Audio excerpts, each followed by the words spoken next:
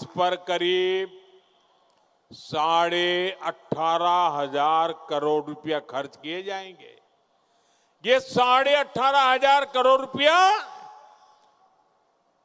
Tunnel तो बनेगी, लेकिन ये रुपया असम में लगने वाला है, यहां के लोगों का फायदा होने वाला है।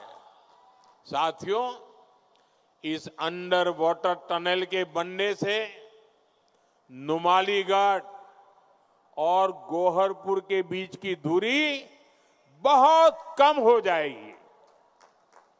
इससे असम की बाकी नॉर्थ ईस्ट से कनेक्टिविटी और बेहतर होगी। जब ये बनेगी तब तो फायदा होगा ही, लेकिन निर्माण के समय भी इससे अनेक रोजगार भी मिलने वाले हैं। साथियों, बीजेपी असम की एक और बड़ी परेशानी को दूर करने के लिए ईमानदारी से प्रयास कर रही है।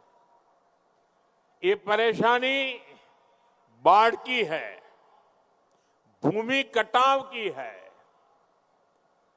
अभी इसके लिए सैकड़ों करोड़ रुपए के प्रोजेक्ट पर काम चल रहा है। असम बीजेपी ने घोषणा की है कि बाढ़ और भूमि कटाव से बचाव के लिए 18,000 करोड़ रुपए और खर्च किए जाएंगे। ये बहुत बड़ा काम होने जा रहा है। साथियों, बीजेपी एनडीए सरकार का एक बहुत बड़ा लक्ष्य असम को आत्मनिर्भर बनाने का भी है। ये काम दशकों पहले शुरू होना चाहिए था, लेकिन कांग्रेस ने असम के सामर्थ्य के साथ न्याय नहीं किया। आज हमारी सरकार असम के सामर्थ्य को असम के विकास में लगा रही है। जैसे पेट्रोलियम सेक्टर है, बीते एक दशक में असम में पेट्रोलियम और पेट्रोकेमिकल उद्योगों को हमने बहुत बदल दिया है। मुझे ये बताते हुए बहुत गर्व है कि आज असम कच्चे तेल के उत्पादन में नए रिकॉर्ड बना रहा है। पेट्रोल, डीजल और गैस का उत्पादन बहुत अधिक बढ़ रहा है। आज जब दुनिया भर में तेल और गैस का संकट है, तब असम भारत को बहुत बड़ी ताकत दे रहा है। और इसलिए मैं कहता था, ए फॉर असम, अल्फाबेट का ए असम का ए। साथियों, पूरा देश जानता है कि कांग्रेस विकास विरोधी है। कांग्रेस आजाद भारत में भ्रष्टाचार की जननी है। लेकिन असम में तो कांग्रेस ने ऐसे ऐसे पाप किए हैं जो सिर्फ आप जानते हैं, असम की जनता जानती है। कांग्रेस ने असम की आत्मा, असम की शान, पहचान और सुरक्षा से खिलवाड़ किया है। साथियों, आजादी के बाद से ही कांग्रेस ने सत्ता के लिए असमिया पहचान को दांव पर लगाया है। कांग्रेस ने असम के हितों से हमेशा समझौता ही किया है। कांग्रेस का सबसे बड़ा पाप घुसपैठियों को मुख्य धारा में शामिल करने का रहा है। अपनी सत्ता को बचाए रखने के लिए कांग्रेस ने यहां ये अवैध कब्जे होने दिए। बाहर से लोग आते थे और जहां मर्जी बस्ती बसा लेते थे। देखते ही देखते असम की लाखों बीघा जमीन अवैध कब्जे के तहत चली गई।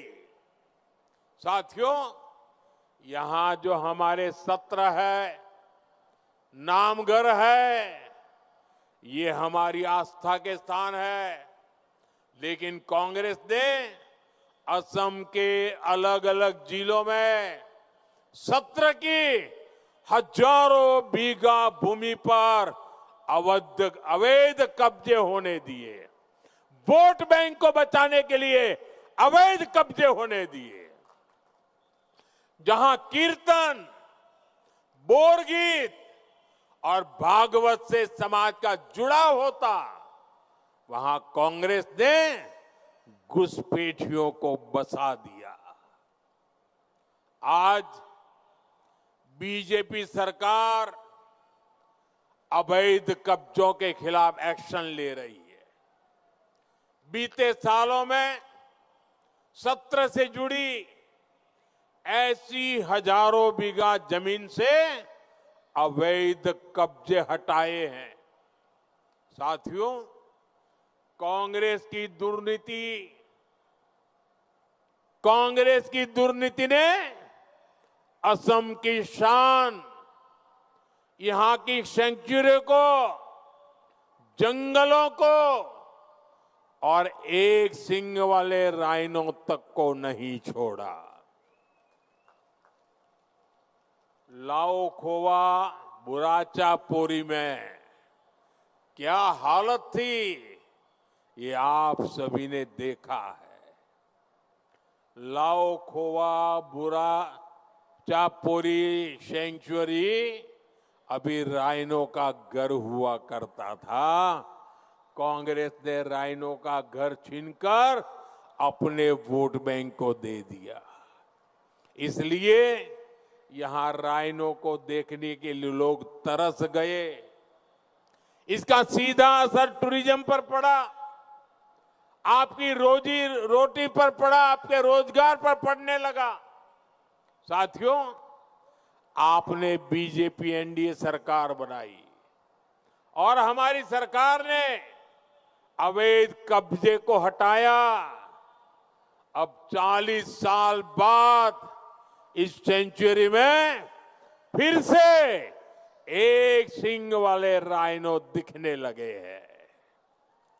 ये सिर्फ घुसपैठियों से जमीन वापस लेने का अभियान नहीं है, ये असम की पहचान, असम की परंपरा और प्रकृति को घुसपैठियों से बचाने का अभियान है। लेकिन आपको सावधान भी रहना है। कांग्रेस अब खुलकर अवैध कब्जे के पक्ष में आ गई है। कांग्रेस खुलकर घुसपैठियों का बचाव कर रही है। इसलिए आपका एक वोट असम की सुरक्षा तय करेगा। घुसपैठ और घुसपैठियों के इरादे पस्त करेगा। आपनार एटा भोटे अहोमोर हुरेखा सुनिश्चित करीब अनुप्रवेशारो अनुप्रवेशकारी उद्देश्य विफल करीब। साथियों, एक तरफ बीजेपी एनडीए सरकार घुसपैठियों से अवैध कब्जे छुड़ा रही है, वहीं दूसरी तरफ यहां के संतानों को भूमि के अधिकार दे रही है।